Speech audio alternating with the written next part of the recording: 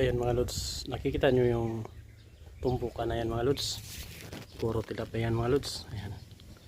So hahagisan natin yan ng lambat ngayon mga lods. Pwesto tayo dyan sa baba, hahagisan natin yan dun.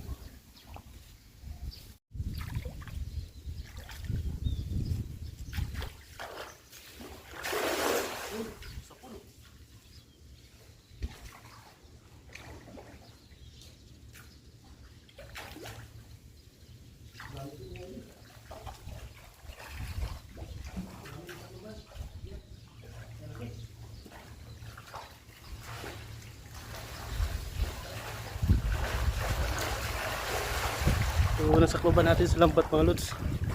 Tingnan kung gaano karaming isda to. Kita nyo naman no. Hihilain na natin. Tingnan nyo. Tingnan yung isda mga dulo. Wow. Paldo tayo dito mga lods.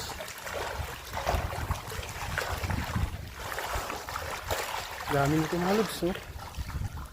Tingnan nyo. Puro good size tilapia mga lods. Dakpa tayo nito. Yan.